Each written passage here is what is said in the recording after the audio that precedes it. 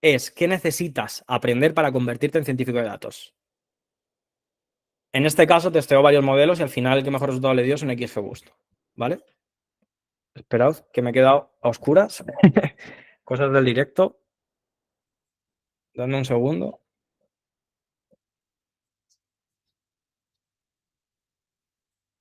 Vale. Le hago sin querer al interruptor y cosas que pasan. Vale, vamos a pasar ahora, una vez ya sabemos esas partes más técnicas, quiero que entendáis que mañana igual lo vamos a ver y vamos a verlo en un proyecto práctico, pero por encima voy a ir pasando rápido para que no os saturéis mucho porque es mucha información, pero por encima, aunque mañana lo veamos mejor, ¿qué necesitas aprender para convertirte en científico de datos? ¿Vale? Programación, necesitas aprender programación, bases de datos y análisis de datos, ¿vale? Para programación, porque al final la base de todo esto se hace con programación.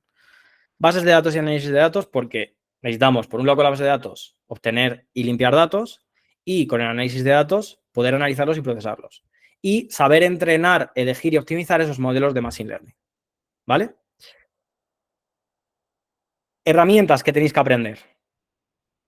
Top número 1 para Data Scientist. La más demandada, la más utilizada, la que más crece, la que está detrás de la mayoría de modelos que estamos utilizando y que implementa la mayoría de librerías. Python. O sea, Python, si quieres ser Data Scientist, es obligatorio. Si no sabes Python, no vas a poder optar a muchas ofertas de Data Scientist, quizá como mucho de analista y cada vez menos, pero Data Scientist, olvídalo. Entonces, programar en Python es un must. Segunda herramienta o segundo lenguaje o segunda tecnología que tenemos que saber, más demandada y más utilizada en ciencia de datos. SQL. El 80% de las bases de datos son SQL, aunque están creciendo más las no SQL ahora mismo, pero sigue siendo SQL. Entonces, tenemos que aprender de SQL. Y luego, pues hay complementos. Por ejemplo, estos son librerías de Python que nos permiten esta analizar y limpiar los datos y esta visualizar los datos. Esto es otro tipo de bases de datos, que es NoSQL. Pues saberlo, teniendo en cuenta que está creciendo bastante y que si esta tiene un 80% de demanda de bases de datos, esta tiene un 20%, pues es la segunda, pues bien. Y luego, dentro de Python, todo funciona por librerías. Todo esto son librerías de Python y también tenemos librerías o paquetes que complementan al lenguaje, que son estas, y estas se centran en el entrenamiento de los modelos, ¿vale? Es Scikit-Learn y PyCaret para Machine Learning y Keras, TensorFlow y PyTorch para Deep Learning. Esto es lo que hay detrás de ChatGPT, sistemas de recomendación y demás. TensorFlow, por ejemplo, esa le invierte mucho Google. Sí, aquí podríamos meter otras librerías. Podríamos meter NumPy, Polars, Matplotlib, Bokeh. Podríamos meter muchas, pero bueno, al final NumPy se basa en, o sea, Pandas se basa en NumPy y muchas cosas es más rápido hacerlas con Pandas que en NumPy. Algunas no y tenemos que usar NumPy, pero también la podemos meter, ¿vale? MongoDB sería un JSON. JSON viene de JavaScript, pero bueno, no es un JSON exactamente, es un BJSON, pero bueno, no me voy a meter aquí en tecnicismos, ¿vale? Pero quedaos con esta top 1 y sus librerías y SQL top 2, ¿vale? Porque con esto podremos obtener y limpiar datos y con esto podremos aplicar para procesar, para visualizar y para entrenar modelos, ¿vale? Si os tuviera que explicar dentro de cada una de las tres etapas dónde estarían, en la parte de los datos pondría las de bases de datos, aunque es verdad que Python y Pandas directamente tú puedes cargar ya JSON, CSVs, Excel, HTML y demás. Entonces también aquí podríamos meterlo un poco aquí, ¿vale? Como entre medias. Para la parte de análisis y procesamiento, Python, Pandas y Seaborn para visualización, aunque es cierto que también las bases de datos tienen parte del que puedes limpiar. Entonces por eso te digo que estas casi que las agruparía.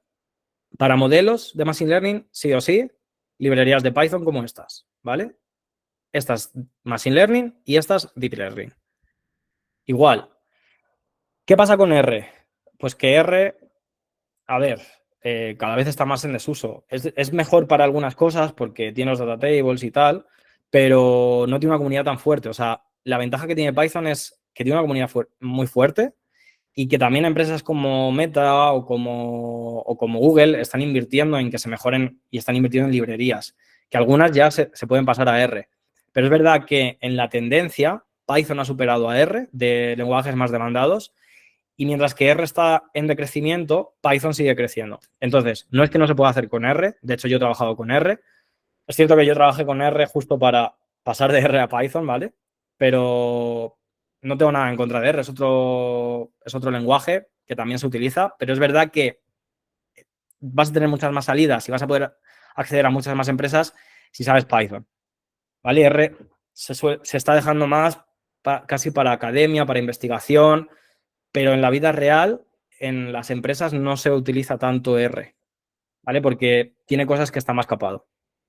De hecho, yo cuando entré en el sector banca utilizaban R y yo venía de Python y al final, pues a otra gente y a mí nos contrataron para empezar a meter Python.